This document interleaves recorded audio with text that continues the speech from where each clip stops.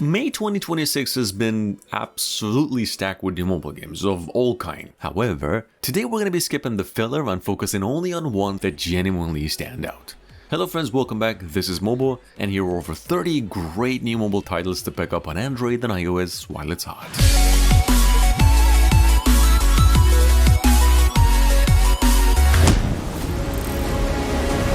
First and foremost, this comes in just now, Off the Road finally landed, and it actually went bigger in every possible direction instead of just a reskin. That's right, Off the Road, the original game already had that sandbox off-road freedom people love, but this one is absolutely massive. Open roads, muddy mountain trails, deserts, oceans, highways, forests.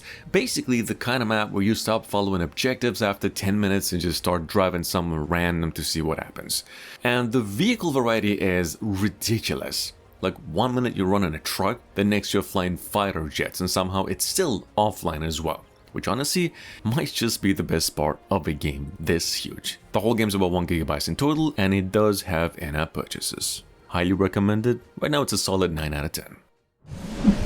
If you missed it previously, well, the Game of Thrones Kingsroad had its grand launch yesterday. It finally came out globally and honestly feels like way more like a proper action RPG than any autoplay MMO mess that we usually get on mobile and what people probably expected from the license and the PC game. Early on, well, the game really just wants you following its guide missions while it slowly unlocks all the systems piece by piece. The story starts at season 4 of the show where you're meeting characters like Jon Snow and Jaime and Winterfell, Castle Black, etc. Combat's fully manual and classes are just basically built more around actual sword fights than fantasy. It's of course a free-to-play game and it takes about 15 to 20 gigabytes of storage.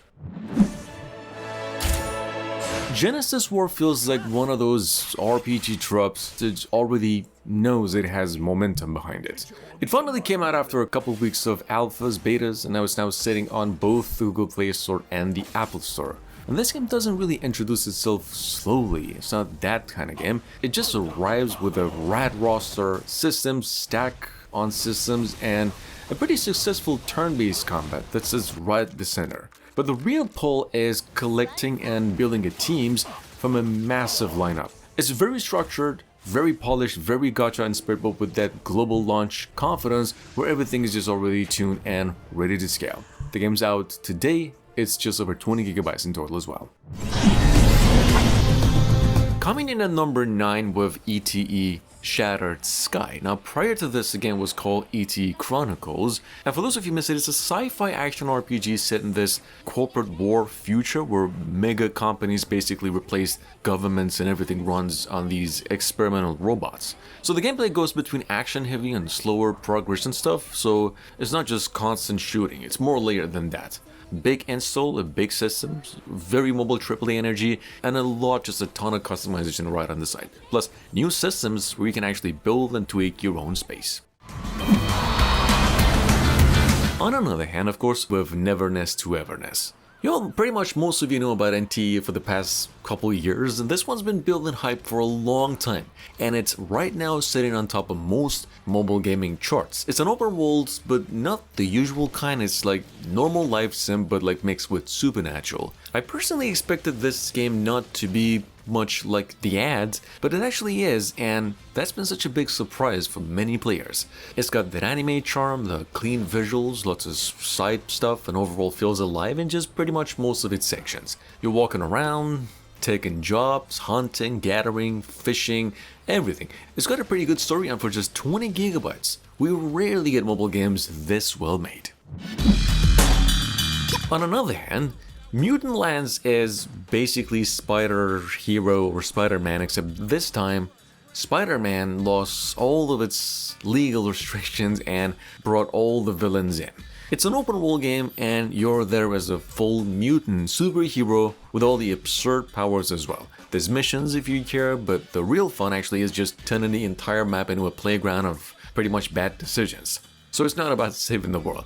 Combat's pretty messy, it's built around juggling enemies like ragdolls, and for about 400 megabytes of offline play, it is legitimately one of the best action-adventure games that's sitting on the Google Play Store right now for free. Want to rule Mirage City and own endless wealth? On another hand, of course, we've got Gangsta Mirage District. I'm sorry, well, you know, City. Practically in short, it's mobile Grand Theft Auto, so no shame admitting to it. And believe it or not, that's sort of the main appeal to this game. You've got the full sandbox package, a big city, cars to jack, heists, gang shootouts, whatnot. You get to build your own empire. And it doesn't even stop there. You're buying businesses, stacking money, unlocking mansions, etc. The whole climb. In fact, what stands out in this game is just how much it tries to do at once. There's cinematic missions, it's got PvP, bunch of races, full character customization. It actually gives you things to work towards. Anyway, it's a free game, it's of course online, and it's about 7 gigabytes in total. There's one problem, this game is still yet to be released on the Apple Store. With that being said, we've got God Rivals, which is, in case you missed it, it is a roguelike, or rather action RPG like Hades, or you could say inspired by Hades, where you're bored to just basically run, die, learn, repeat. But it also knows exactly what it is. Every run throws different upgrades, so your build constantly shifts. Sometimes you're just a fighter, other times you accidentally become an overpowered beast. The roguelike loop does, is the main hook here basically. It's not reinventing anything in the genre, but it's clearly built for people who really just like the combat grind. Pretty good game actually. Now, on another hand, we've got Farming Simulator 26. And yes, somehow these games keep making farming look like operating a billion-dollar machine empire. So you're out there driving tractors worth more than houses, managing crops, supply chains, animals, harvesters, all for that simple satisfaction of watching numbers and fields slowly come together perfectly. It sounds a little boring on paper, yeah, but then suddenly you're like 4 hours deep optimizing wheat production like your family's bloodline depends on it. Pretty relaxing game though, which has always also been the magic of farming sim games. Spirit Crossing took probably 2 years to land properly, and it's now finally sitting on the Google and the Apple Store via the official final Netflix. Meaning it's finally out globally and in the making for other consoles including PC, which is a huge win for mobile games. So Spirit Crossing is a sort of cozy and collaborative life sim MMO about building friendships, community, where you and other players are basically maintaining a hub between worlds, helping these spirits and slowly shaping the area into something better and more positive. It is a pretty relaxing game, very social, more about hanging out than any kind of actual combat or pressure. Zombie Patrol, on another hand, feels like someone grabbed a zombie shooter, injected it with energy drinks, I guess, and said, well, good luck.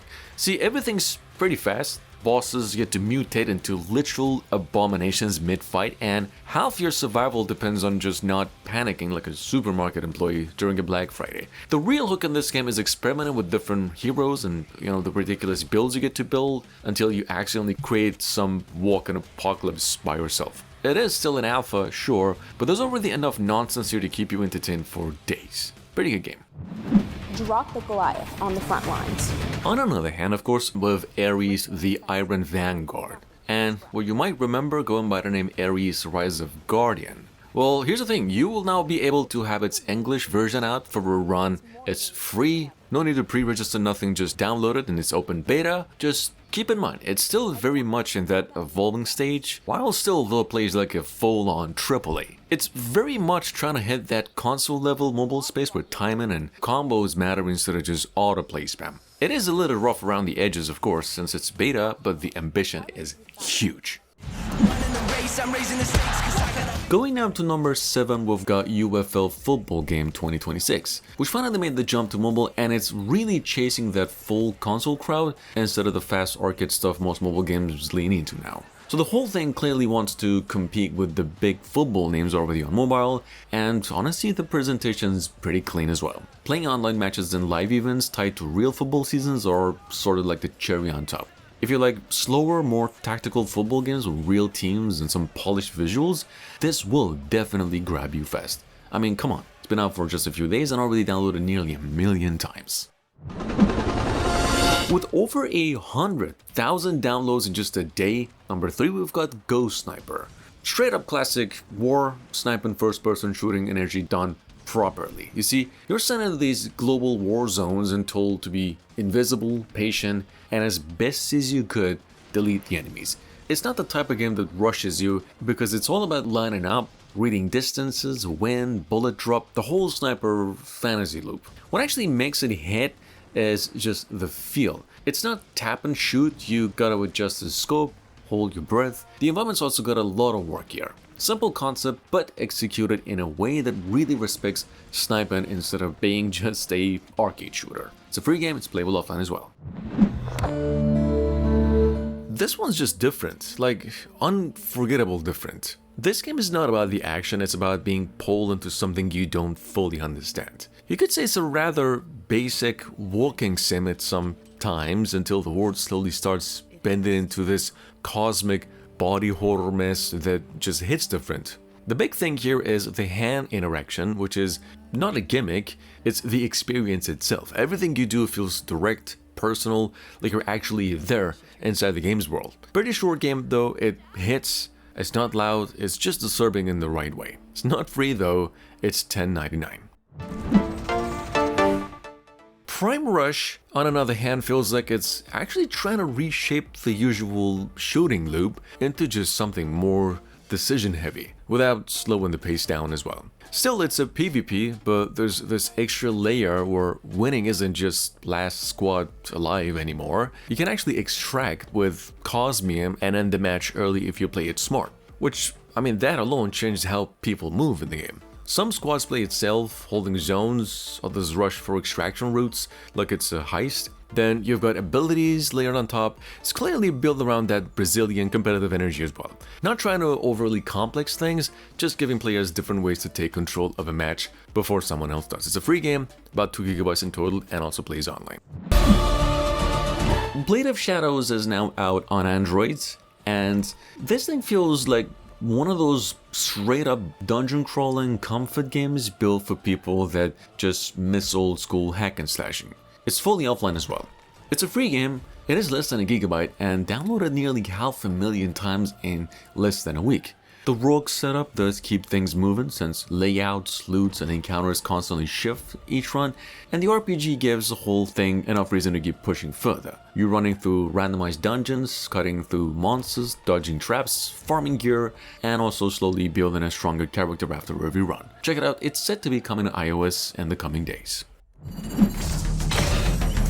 Last Hunter K Seoul goes straight for that no mistakes allowed energy. Short fights, heavy hits, and everything right on your timing. In fact, this game has been around for a good few months. It was taken down, improved, and now back with more. Last Hunter is a quick one-on-one Souls-like, where just a single bad dodge costs you and a perfect parry flips a whole fight.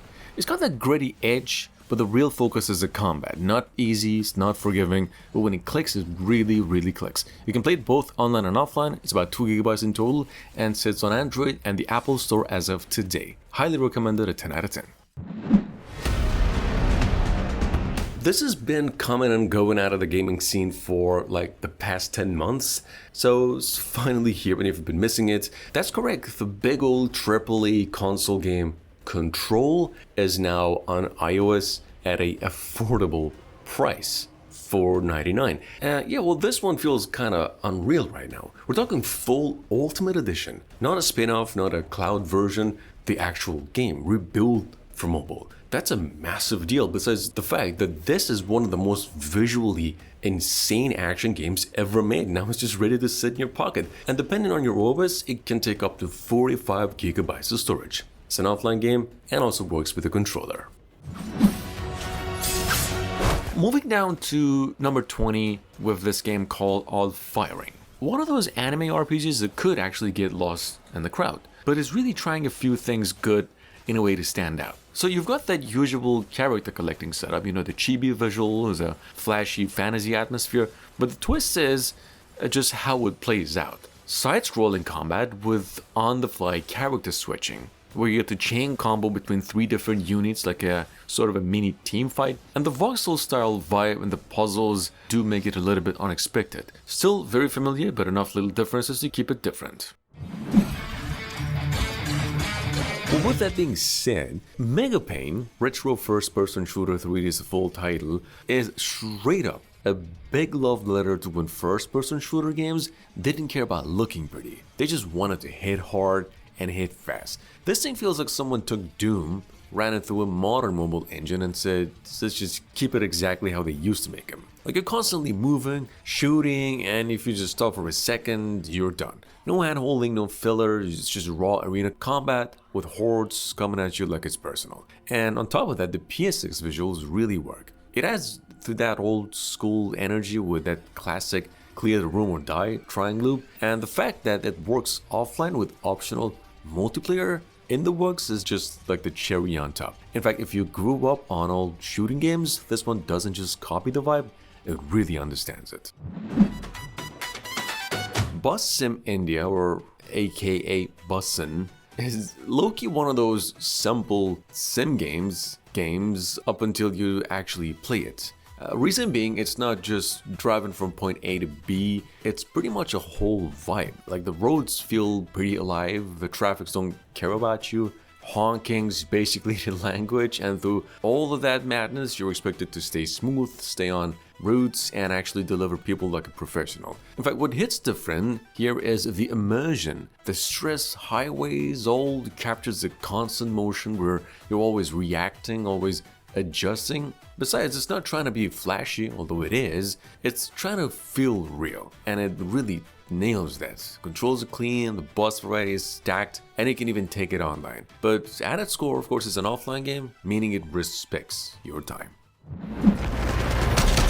This one's for the folks who just want something a bit more grounded. No sci-fi, no flashy nonsense here. It's just straight up World War dogfights on touchscreen. The game's a team-based shooter with 6v6 and even 10v10 matches, and it actually leans into teamwork more than most mobile first-person shooters ever do. Trenches, positions, different roles. It's not the kind of running around solo farming kills type of shooters. You've got tanks in the mix, which can completely shift the match if used right. It's still early and a bit rough around the edges, but if you're into Battlefield style gameplay on mobile, well, this one's got a lot of potential right now. We've got the game at number 9, Shadowlight No Return, it's a horror adventure puzzle game in first-person format, and it's also set inside this huge 1930s asylum where nothing even feels right, even if you do it right. It's an offline game, which fits the vibe. I gotta say, what keeps it interesting is just how every chapter changes the pacing completely. So one movement feels slow and investigative, then suddenly the game's pushing pressure out of nowhere. Offline game, I gotta say the atmosphere really carries this one all the way. Dropshot Mobile, or rather Aerial Knights, which we talked about maybe once, is one of those rare indie games that comes once in a while that's either a hit or a miss depending on your expectations. It's actually a arcade shooter with the backstory where you are bitten by a radioactive dragon. And you're just now running through arenas, blasting, dodging, and smashing like it's the Apex Legends. You gotta think fast, fight boss fights on the go, feel the rush of the adrenaline through each playthrough. It's not about the realism in this game, although it is pretty realistic. It's about the raw momentum, the fun. Besides, the controls are pretty sharp. For touch, performance is smooth, and of course the premise turns each one into a memory of its own. If you want arcade first-person shooter with personality and a little bit of pace, this is it. It's free, offline, and just over 2 GB in total. Definitely a hit. Number 7, we've got the game Clash of Critters. This is, by the way, so far one of the most downloaded games this month. I want to say it's one of those games that knows exactly just what it's doing. It's a whole package to simply just distract you with these cute pets before throwing non-stop zombie waves and tower defense matter. So yeah, you're collecting these little weird pet things, evolving them into stronger forms, mixing them together, trying to break the game with just dumb combos. It's got that colorful pit game energy on the surface, but underneath, it is pure strategy brain rot trying to survive bigger and bigger enemy swarms. Going down to number 13, we've got Buffalo Jump. Buffalo Jump's a pretty calm little 3D platformer where you play as a frog, jumping through obstacles, collecting fruits, avoiding traps, and just watching the scenery. So the whole thing is that relaxed handheld vibe where it's more about simple movement and charm than any challenge. It's got pretty bright visuals, light platforming, one of those games that just exists purely to be pleasant for a few hours. It is an offline game, but it does with a price tag of $3.99. Is a unique fusion of collectible strategy. On another hand, we've got the game Defenders 3, and Defenders 3, as you can see, is a tower defense and a collectible car game thrown in just basically the same blender, and it really works well. Like, you're constantly building defenses, there's over 50 different towers, you gotta swap heroes and spells on the fly to survive bigger, badder waves, and unlike a lot of mobile tower defense games that eventually become autoplay wallpaper, this one actually wants you thinking about the positioning, the timing, and synergies.